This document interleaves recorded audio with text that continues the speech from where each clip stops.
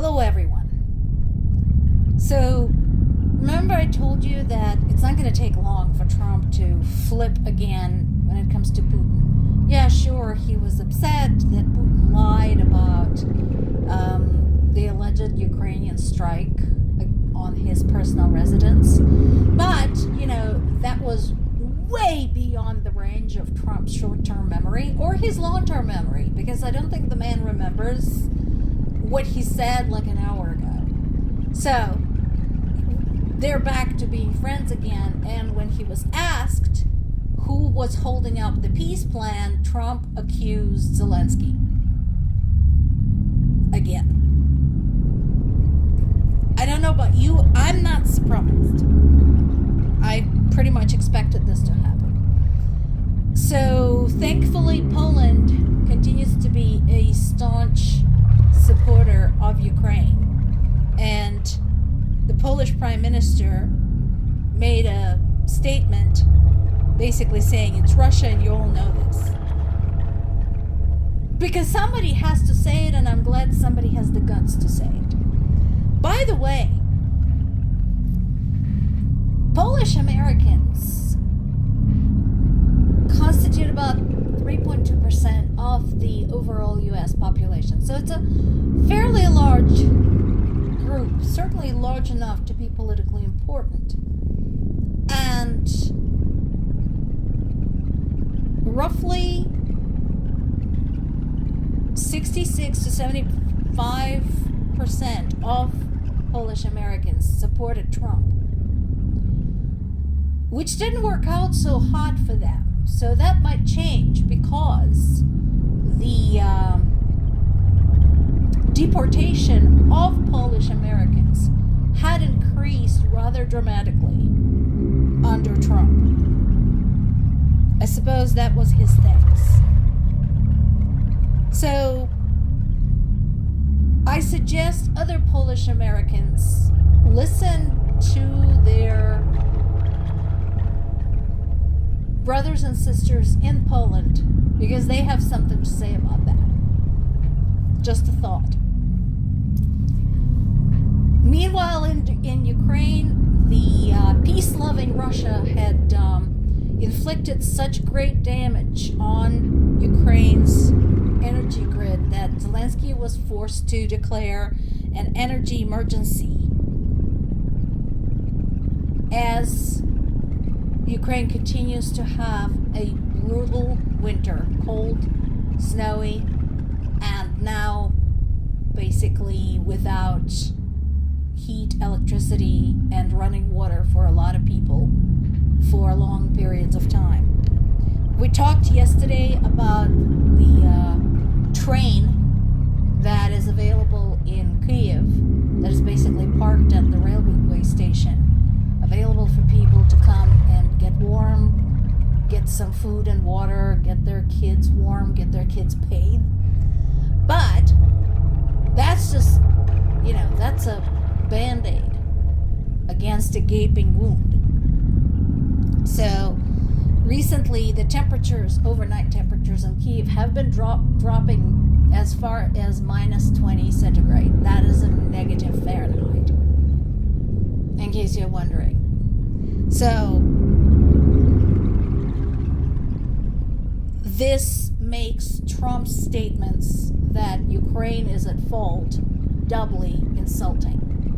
By the way, somebody also commented on yesterday's video saying Ukraine brought this on themselves because they elected Zelensky.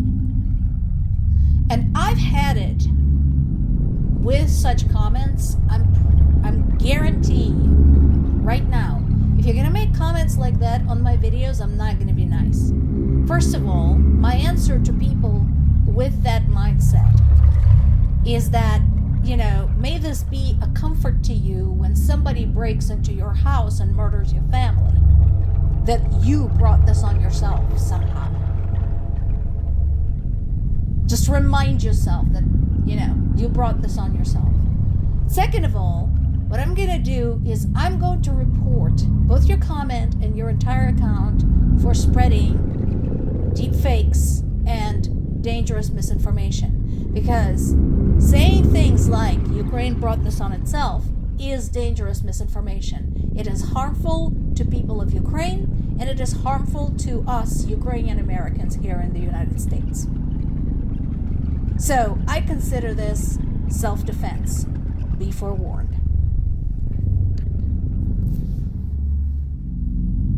So there is a World Economic Forum coming up in Switzerland next week, and American and Ukrainian leaders are expected to attend. But again, in the light of the latest attacks on Kyiv and across Ukraine, attacks that killed more civilians, left thousands of homes without power, heating, or running water, again, folks, ditch the United States.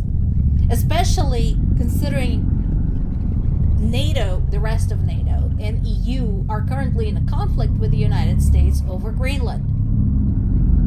United States is not your friend. I'm telling you this right now. Resist. Do whatever you can. But they're not your friend. They're not your ally. Not anymore. And unfortunately, because of the way our government is supposed to work, under this administration, the safeguards have broken down, and we cannot get rid of this president.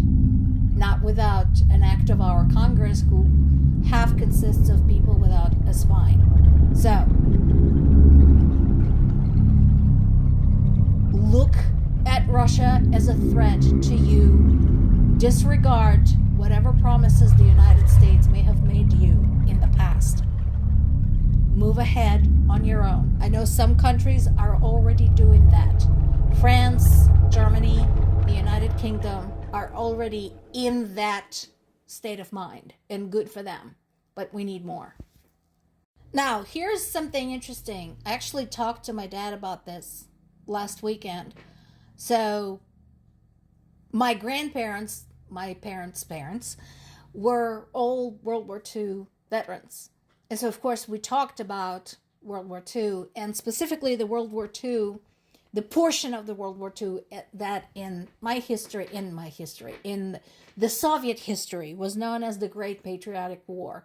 That lasted from Germany's invasion of the Soviet Union on June 22nd, 1941, until Victory Day, May 8th, 1945.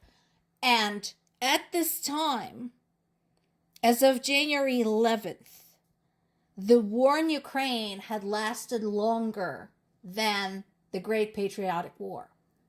And the reason is important is exactly what this headline is saying. It had destroyed the myth of Russia's military supremacy.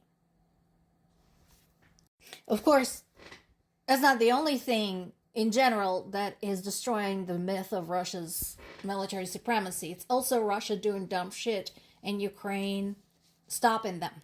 So in this particular case, there was an incident in the Kharkiv region where another bunch of Russian soldiers tried to get in, and Ukrainian military didn't let them. So this large group of Russian soldiers tried to get in north of Kharkiv and was quickly stopped by Ukraine's Hartier Brigade. This is not the first time they have repelled yet another attempted assault by the Russians, so they kind of knew what they were doing. In this particular case, Russian military kept trying to storm this particular area for a week. And it was one of those cases where they were just stopped. They failed. So, once again, to remind everybody, Russia is dangerous, but they're not invincible. Remember that. More to come.